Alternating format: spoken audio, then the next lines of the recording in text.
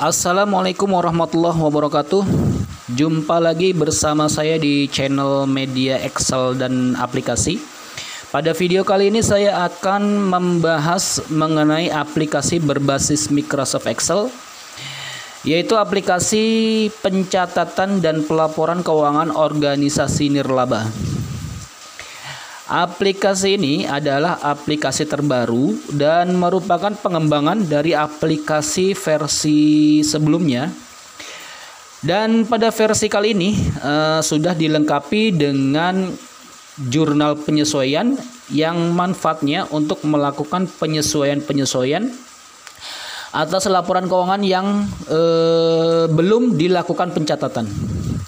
Nah, perlu diketahui bahwa aplikasi ini sangat cocok untuk organisasi nirlaba seperti yayasan, organisasi masjid, organisasi keagamaan lain, majelis taklim, dan organisasi-organisasi nirlaba lainnya. Nah, untuk lebih jelasnya silahkan ikuti dan tonton terus videonya sampai tuntas ya. Video ini tonton terus sampai tuntas video ini, video simulasi ini, dan bagaimana konsep penjurnalan ya, yang saya lakukan dengan menggunakan aplikasi ini. Oke, langsung saja. Di sini sudah ada login form ya, login form aplikasi pencatatan keuangan organisasi nirlaba. Oke, langsung saya masukkan saja di sini username-nya ya. User. Lalu password. Lalu saya login. Oke, nah ini adalah penampakan dari aplikasi Excel ACC Organisasi Nirlaba versi 321. Oke, di sini sudah saya lengkapi company profilnya ya. Di sini sudah saya lengkapin. Dan di sini saya mau review sebentar. Di sini ada menu-menunya ya. Ini daftar menunya. Di sini ada menu setting ya. Menu setting terdiri dari menu coa ya. Nah, menu coa ini bisa diubah-ubah ya teman-teman. Di sini bisa diubah-ubah sesuai dengan kebutuhan ya kan. Ya, di sini. Lalu di sini saya back, lalu di sini ada status rekanan ya. Di sini status rekanan juga bisa ditambahkan dan bisa juga diubah ya.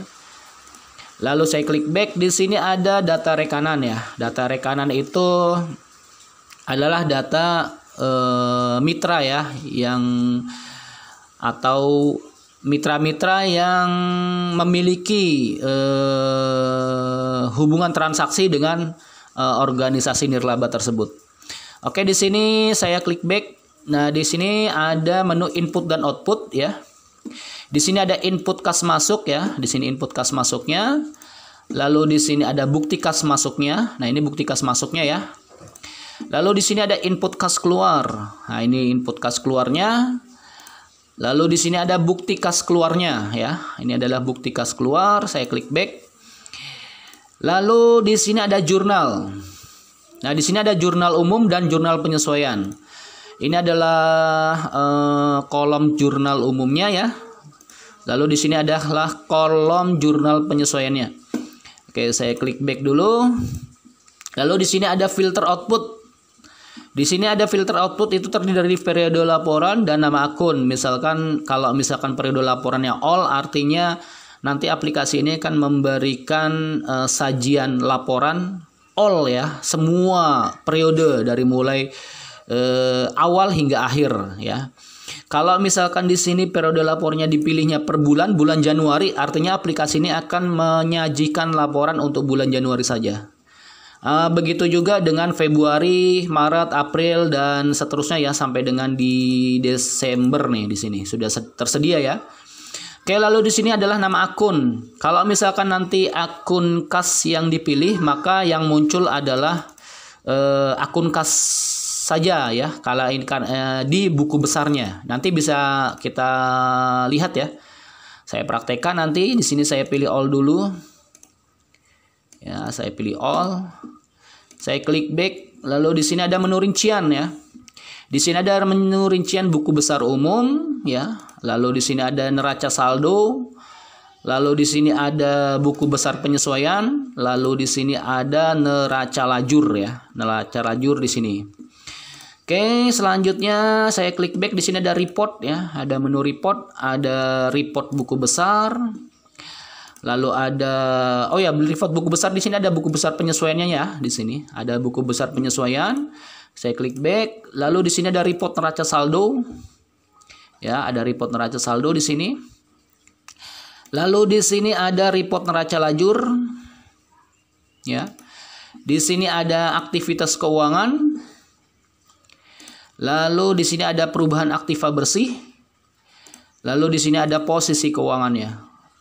Oke, saya klik back dan di sini disediakan juga untuk kontrol piutang ya. Kontrol utang piutang, di sini ada kontrol utang piutangnya. Kalau misalkan kita mau melihat piutangnya kepada siapa saja, nanti di review sini akan muncul kalau memang ada piutangnya. Lalu di sini ada input tagihan piutang, lalu di sini ada surat konfirmasi piutang. Ini surat tagihan sebenarnya di sini. Oke, langsung saya klik back ya. Nah, di sini saya ada ada contoh ya. Ada contoh, di sini ada transaksi bulan Januari yang akan saya input di jurnal umumnya ya. Ya, di sini saya praktekkan saja nih di sini. Tapi sebelumnya di sini saya kasih panduan buat teman-teman bagaimana cara menjurnalnya. Di sini sudah saya sajikan, di sini ada jenis akun. Kalau misalkan kelompok akun harta, jika bertambah maka dia di debit, jika berkurang dicatat di kredit. Begitu juga utang kalau jika bertambah dicatat kredit, jika berkurang dicatat debit. Kalau misalkan jenis akun aktiva bersih, nah kalau di organisasi komersil itu namanya modal ya, cuman kalau di organisasi nirlaba namanya aktiva bersih atau aset bersih. Di sini kalau aktiva bersih jika bertambah dicatat kredit, jika berkurang dicatat debit, ya. Lalu sini ada jenis akun pendapatan, kalau bertambah dicatat di kredit, kalau berkurang dicatat di debit. Nah, di sini ada jenis akun biaya atau beban. Jika bertambah dicatat di debit, jika berkurang dicatat di kredit. Nah, nanti bagaimana ya cara mengoperasikannya, penjurnalannya? Di sini saya buka dulu transaksi untuk bulan Januari. Oke, di sini tanggal 1 Januari 2021 ada dana yayasan awal tahun dengan bukti transfer sekian dan nilainya adalah 20 juta. Langsung saja di sini saya masukkan ya ke jurnal di sini. Ya, di sini jurnal umumnya. Tanggal berapa di sini? Tanggal 1 Januari ya. Tanggal 1 Januari saya copy saja di sini. Saya paste value. Oke, di sini keterangan transaksinya adalah dana yayasan awal tahun. Ya. Dana yayasan awal tahun. Dana awal tahun, di sini referensinya adalah bukti transfer ini ya. Bukti transfer ini saya copy saja. Di sini saya masukkan. Lalu di sini nama akunnya dana yayasan awal tahun, berarti di sini nama akunnya adalah dana awal ya. Saya cari di sini dana awal. Nah, ini dana awal ya. Dana awal dia masuk kategori apa di sini? Di sini masuk kategori akunnya adalah aktiva bersih. Jika bertambah maka dikredit. Oke, berarti di sini saya pilih kredit sebesar berapa nih? 20 juta ya. Kredit 20 juta. Oke. Nah, 20 juta ini saya masukkan kemana? Misalkan saya masukkan ke kas apa ya? Misalkan saya masukkan ke bank ya. Di sini saldo, di sini saya masukkan saja di sini saldo bank, ya, bank muamalat. Saya masukin ke bank muamalat, saldo bank muamalat, dana saldo bank muamalat, dana yayasan awal tahun. Di sini saya masukkan di sini bank muamalat ya. Nah, di sini saya kasih petunjuk lagi. Jika kas ya, kas itu masuk kelompok harta, jika bertambah maka kita debit ya. Maka di sini saya pilih debit sebesar 20 juta rupiah. Nah, Nah, seperti itu ya teman-teman. Oke, selanjutnya di sini ada transaksi apa lagi?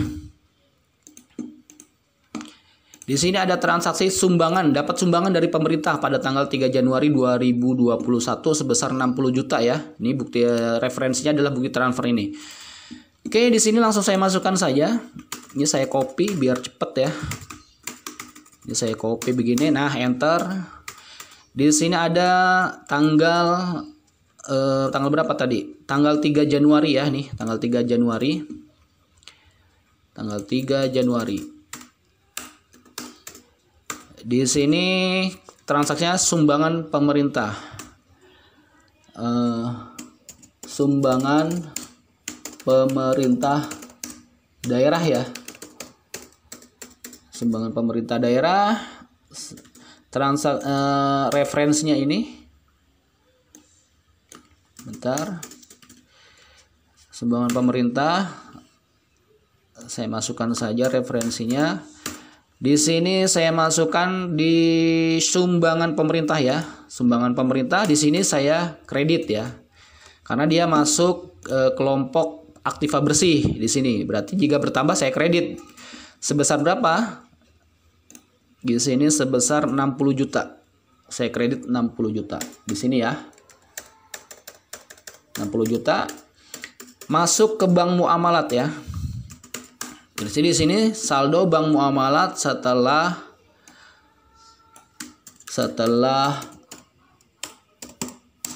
sumbangan pemerintah, Pemda ya. Pemda ini bank muamalat saya debit ya, karena dia masuk golongan kas. Bisa kita perhatikan di sini. Ya, kalau misalkan harta jika bertambah maka di debit. Ya, sebesar 60 juta. Ya, 60 juta. Lalu ada transaksi apa lagi? Saya cek dulu.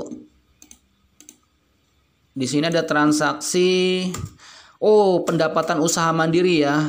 Tanggal 5 pendapatan usaha mandiri baru dibayar 9 juta. Pendapatannya sebesar 15 juta dan baru dibayar 9 juta. Bagaimana konsep ininya? Oke, kita lihat di sini. Ini saya copy dulu biar enak. Di sini tanggal berapa?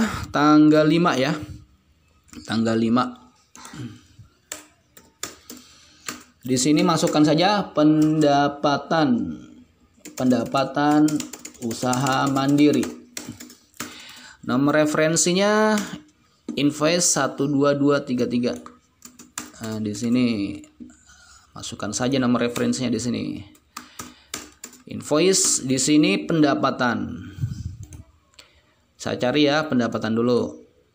Pendapatan usaha mandiri ya, pendapatan usaha mandiri. Kita lihat di sini konsepnya. Pendapatan usaha mandiri jika bertambah dicatat di kredit ya. Maka kita catat di sini pendapatan usaha mandirinya sebesar berapa tadi? 15 juta. Di kredit di sini ya, 15 juta. Oke, 15 juta karena dia baru dibayar 9 juta. Ya. Berarti tetap kas pendapatan kita catat di sini 15 juta. Maka di sini tanggal 5 karena baru dibayar 9 juta, maka saldo bank muamalat setelah pendapatan usaha mandiri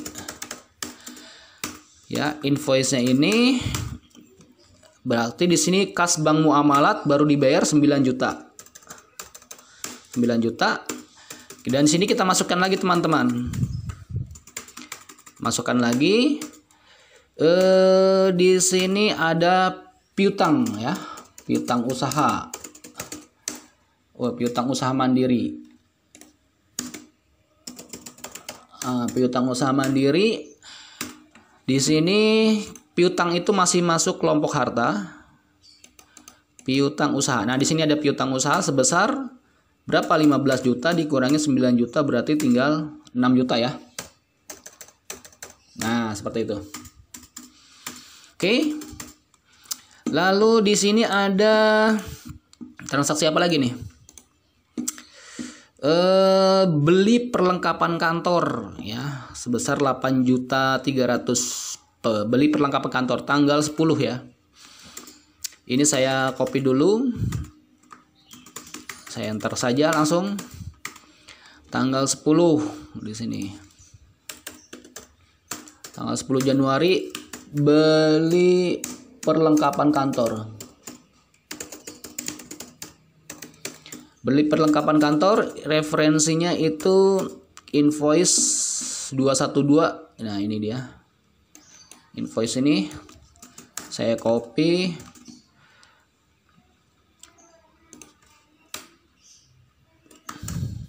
Nah, di sini masukkan saja perlengkapan kantor. Mana perlengkapan kantor? Nah, ini ada nih ya, perlengkapan dan peralatan ya. Di sini perlengkapan dan peralatan sebesar karena dia itu masuk kelompok harta, jika bertambah ya hartanya, berarti perlengkapan kantornya bertambah tuh 8.300.000. Nah, dia belinya dari kas mana? Dari kas Bank Muamalat. Ya, kas Bank Muamalat. Bentar, di sini saya tanggal 10 ya. Saldo Bank Muamalat setelah beli perlengkapan kantor. Ya, invoice-nya ini kita paste di sini Bank Muamalat, di sini kita kurangin ya. Nah, sekarang kita cek di sini. Harta ya. Kas itu masuk ke harta. Jika kas itu berkurang, maka kita catat di kredit sebesar 8.300.000. 8.300.000. Oke. Berkurang ya. Kasnya berkurang sudah 8.300.000. Oke, lalu ada transaksi lagi. Di sini ada transaksi beli motor bekas tuh tanggal 10 Januari. Ya, di sini sama ya, konsepnya sama. Ini langsung saya copy saja. Tanggal 10 Januari beli motor bekas.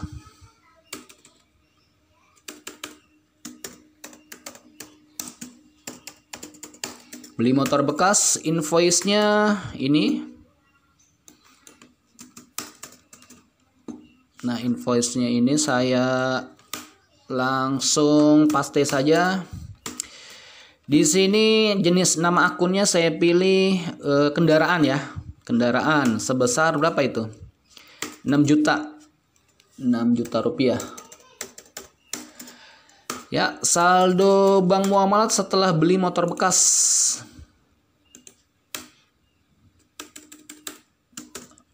Motor bekas.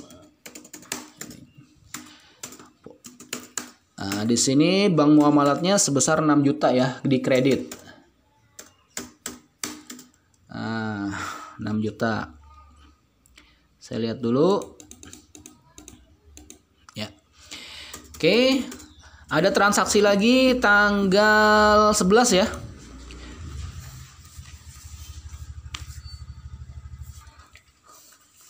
Tanggal 11 ada perbaikan perlengkapan sebesar 400.000. Oke, di sini saya copy saja. Tanggal 11.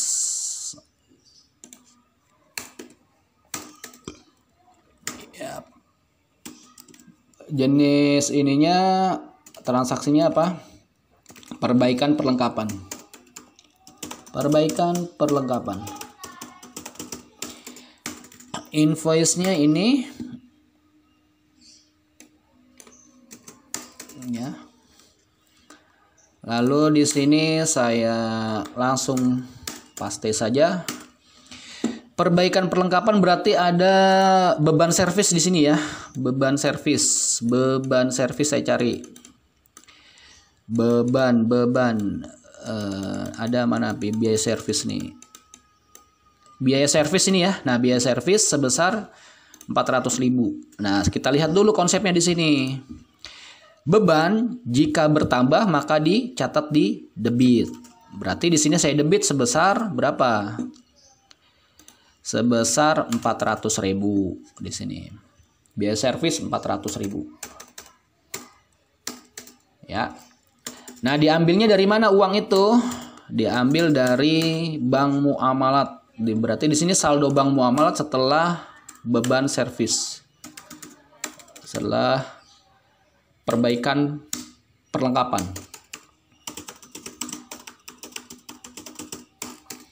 Ya, invoice-nya ini saya enter saja. Di sini bank muamalat dikredit ya sebesar 400.000. 400.000. Ya. Saya lihat dulu. Oke, lalu di sini ada transaksi apa lagi? Oh, ada penyaluran dana banjir ya sebesar 5 juta. Ini masuk program nih penyaluran dana banjir. Berarti saya lihat dulu di sini ada akun penyaluran dana banjir nggak? Di coaknya sini. Di coaknya coba saya lihat di biaya terikatnya. Oke, di sini ada, oh di sini saya masukkan saja program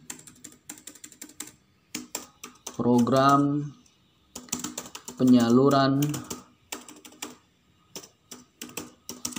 dana banjir. Oke, saya kembali lagi ke jurnal di sini. Di sini saya copy dulu ya.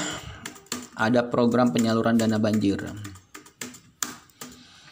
Tanggal 15 Januari. Tanggal 15 Januari. Penyaluran dana banjir. Bukti transfer 9797 di sini saya copy. Penyaluran dana banjir. Nah, di sini saya masukkan nama akunnya. Nah, ini program penyaluran dana banjir ya. Sebesar berapa? Penyaluran dana banjir sebesar 5 juta. Kita lihat di sini konsepnya beban atau biaya jika bertambah maka dicatat di debit sebesar 5 juta ya. 5 juta. Di sini saya catat 5 juta di debit. Tuh agak. Nah. Lalu saldo bank muamalat setelah penyaluran dana banjir. Ya. Bank muamalat maka saya kredit ya karena dia kas. Kas itu masuk kelompok harta. Berkurang dong ya karena kita kurangin dengan beban penyaluran dana banjir. Lihat di sini harta jika berkurang maka dicatat di kredit. Catat kredit sebesar 5 juta rupiah. Tuh agak. Ya, 5 juta. Oke, lalu di sini ada apa lagi di sini? Ada penyaluran dana yatim ya, penyaluran dana yatim. Di sini saya lihat dulu di coaknya. Di coak penyaluran dana yatim. Berarti di sini ada program penyaluran dana yatim. Program penyaluran dana yatim. Ya. Langsung saya kembali lagi ke jurnal ya. Tanggal berapa? Ada program tanggal 17 ya. Nah, di sini saya copy saja di sini. Ini saya copy lalu saya enter. Tanggal 17 ini saya ubah. Penyaluran apa nih? Keterangannya. Penyaluran dana 10 anak yatim. Di sini saya copy saja. Ini ya. Nomor ininya ini referensinya bukti transfer misalkan ya. Di sini saya cari program penyaluran dana yatim sebesar berapa itu? 5 juta juga ya. 5 juta sudah tidak perlu saya catat di sini. Di sini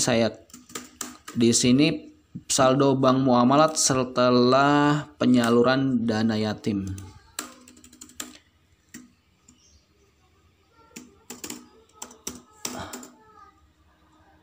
Yatim Januari 2021. Di sini bank muamalat 5 juta ya. 5 juta tuh sudah. Lalu ada transaksi apa lagi di sini? Ada pembayaran honor pengurus bulan Januari ya, sebesar 4.500.000. Oke, tanggal 25 di sini saya ini dulu. Saya copy. Gitu. Tanggal 25 Januari.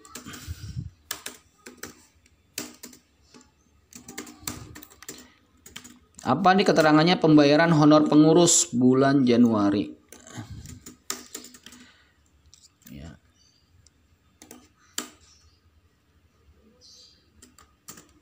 Pembayaran honor pengurus bulan Januari. Laporan honor di sini. Nah, di sini saya cari ada biaya honor ya. Biaya honor dewan lembaga di sini ya. Di sini ada honor dewan lembaga nih. Nih. Sebesar 4 juta karena dia beban. Bisa dilihat di sini. Kalau beban bertambah ya, maka kita catat di debit sebesar 4.500.000. Catat di sini 4.500.000 di debit. Oke, di sini saldo bank muamalat setelah pembayaran honor.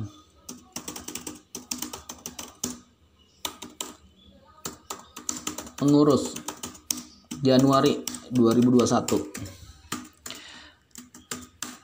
Bank muamalat berkurang sebesar 4.500.000, dicatat di kredit ya. Sorry. Lalu ada transaksi apa lagi?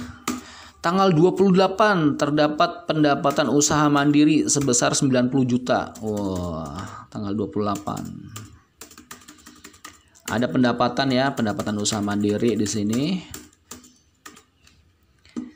Tanggal 28.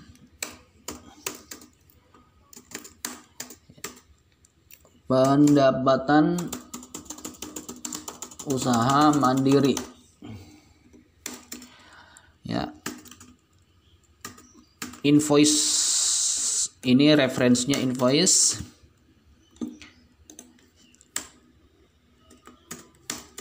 Di sini ada pendapatan usaha mandiri. Cari pendapatan usaha mandiri di sini.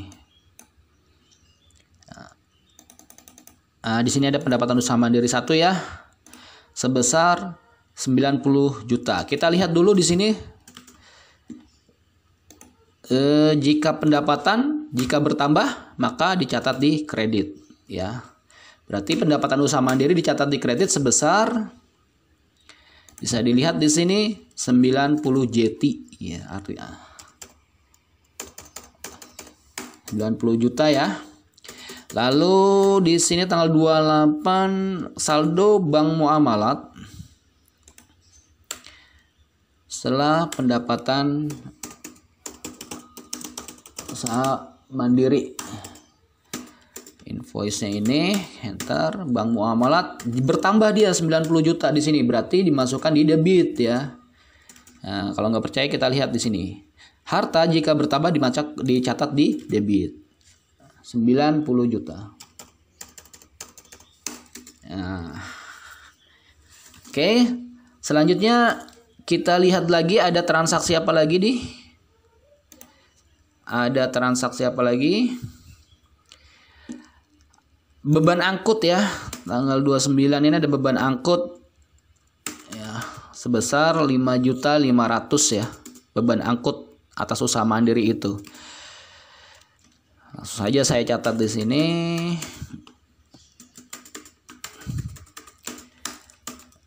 Tanggal 29 baru dikirim nih ceritanya barangnya.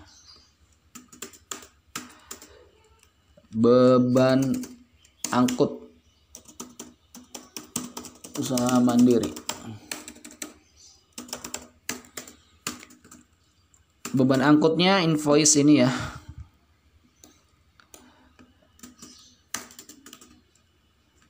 Sama dia.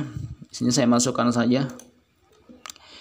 Beban angkut usaha mandiri ini. Ini ya. Beban angkut usaha mandiri. Kalau beban bisa lihat di sini, beban jika bertambah maka dicatat di debit. Maka kita catat di debit sebesar 5.500.000. Di sini 5.500.000. Nah, di sini ada saldo bank muamalat setelah beban angkut.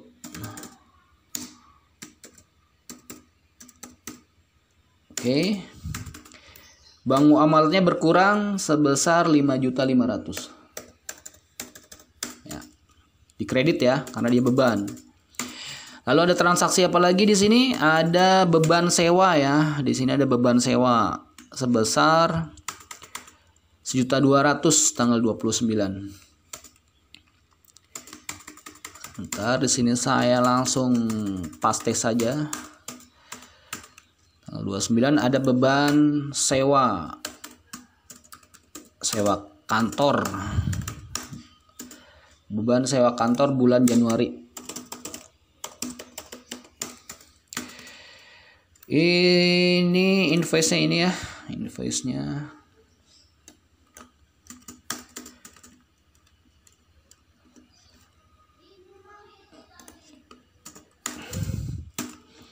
Di sini ada beban sewa. Cari di sini beban sewa. Beban sewa gedung dan kantor ya, sebesar 1.200.000. Kita taruh di debit ya, catat di debit. Nah, saldo bank muamalat setelah beban sewa kantor. Januari 2021. Invoice-nya ini dikredit 1.200.000. Oke, selanjutnya ada beban penunjang tanggal 29 ya. Konsepnya sama di sini.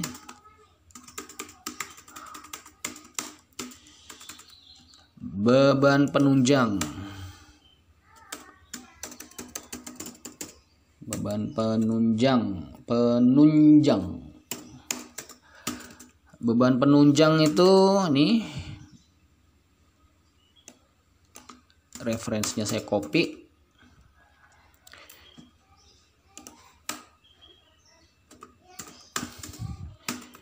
Di sini saya masukkan aja beban biaya administrasi dan umum ya.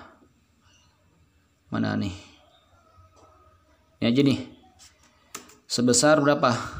2.500.000. Ya, 2.500.000. Saldo bank muamalat setelah beban penunjang.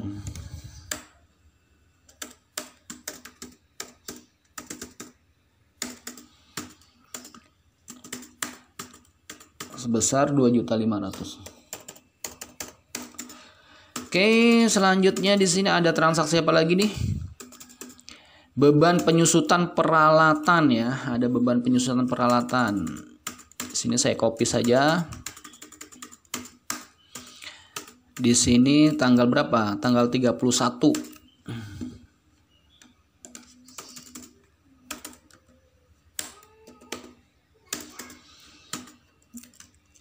Beban penyusutan peralatan kantor. Laporan penyusutan di sini ya. Laporan penyusutan. Oke, di sini saya masukkan saja biaya penyusutan ya. Cari biaya penyusutan mana nih? Biaya penyusutan perlengkapan dan peralatan. Saya masukkan 830. Di sini kita lihat kalau beban itu ya dicatat di debit. 830.000 di debit ya. 830.000. Nah, di sini ada akumulasi di sini. Akumulasi penyusutan. Penyusutan peralatan kantor. Ya. Nah, di sini ada cari akumulasi penyusutan. Nah, di sini ya. Akumulasi penyusutan perlengkapan dan peralatan. Ya, dikredit ya. 830.000. Oke, lalu ada transaksi apa lagi di sini? Ada beban penyusutan kendaraan sebesar 600.000. Ini tinggal copy saja. Sama konsepnya dia. Beban penyusutan kendaraan.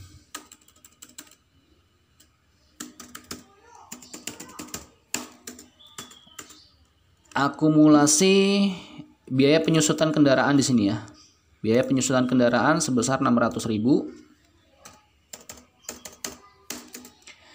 Lalu di sini ada akumulasi penyusutan kendaraan. Ya, di sini akumulasi penyusutan kendaraan. Ini sebesar 600.000. Oke, lalu di sini ada transaksi apa lagi?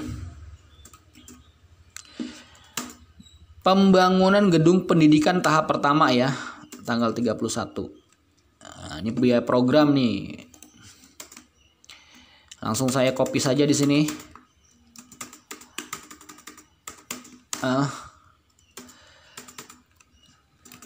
Apa nih keterangannya? Pembangunan gedung pendidikan tahap pertama. Copy saja.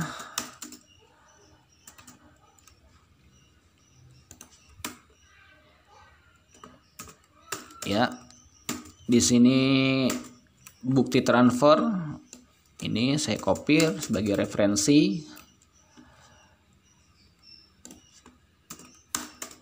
Ya, di sini ada program ya, biaya program pembangunan. Biaya pembangunan di sini. Nah, biaya pembangunan sebesar 80 juta. Kita lihat beban di debit berarti ya sebesar 80 juta. 80 juta. Ya, di sini tanggal 31 ada saldo bank muamalat.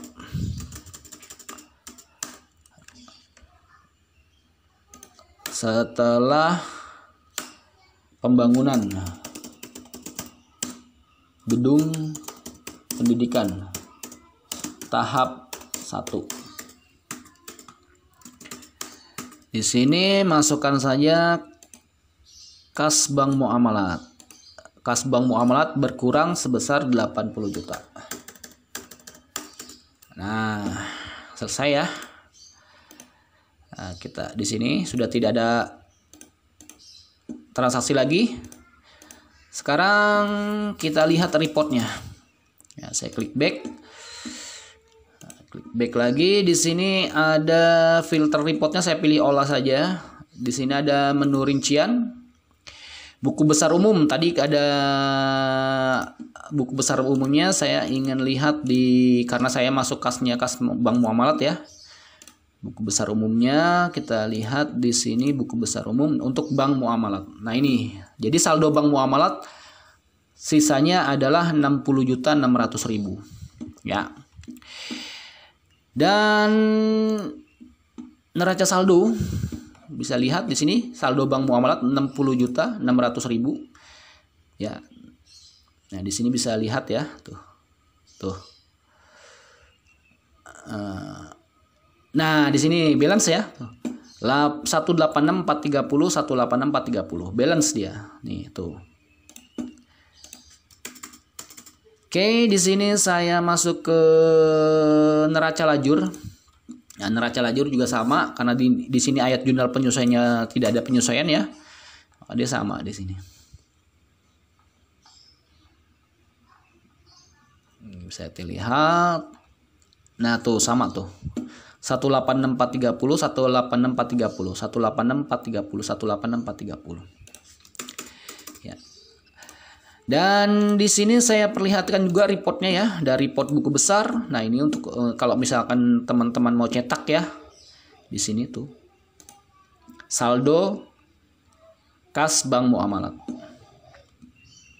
Per 31 Januari 2021 adalah 60.600.000. Lalu di sini ada report neraca saldonya. Report neraca saldo. Ya, to balance. Lalu di sini ada report neraca lajur. Ya, tuh, sudah otomatis dia ya. Oh, balance. Lalu di sini ada aktivitas keuangannya untuk bulan Januari ya. Untuk bulan Januari. Ya, ada pendapatan usaha mandiri sebesar 105 juta ya. Ada beban angkut tadi masuk ya, tuh. Lalu biaya honor lembaga, honor dewan lembaga ya. Sewa gedung dan kantor 1.200.000. Ya. Tuh. Jadi ada kenaikan dan penurunan sebesar 530.000. Ya, minus ya. 530.000. Jadi kalau organisasi nirlaba itu kalau semakin minus semakin bagus. Oke, di sini ada perubahan aktiva bersihnya. Ya. Perubahan aktiva bersih. Yang awalnya aktiva bersih awalnya itu 20 juta, dapat sokongan sumbangan dan donasi dari pemerintah sebesar 60 juta ya. Lalu ada kenaikan dan penurunan. Jadi aktiva bersih akhirnya 79.470. Oke, saya klik back. Di sini ada posisi keuangannya. Nah, ini adalah neracanya ya kalau di organisasi komersil. Nah, tuh sudah otomatis bisa dilihat 79.470 ya. Di sini kita lihat lagi 79.470 sama persis. Jadi balance dia. Balance dengan perubahan aktiva bersih ini 79.470 balance ya. Oke, itulah cara membuat laporan keuangan atau melakukan pencatatan transaksi keuangan di dalam organisasi nirlaba dengan menggunakan aplikasi Excel akuntansi organisasi nirlaba versi 321. Nah, sekali lagi aplikasi ini sangat cocok untuk organisasi nirlaba seperti organisasi yayasan, organisasi masjid, organisasi keagamaan lain, lalu majelis taklim dan organisasi-organisasi nirlaba lainnya. Nah, dan itu tadi teman-teman semoga contoh penjurnalannya. Nah, teman-teman bisa silahkan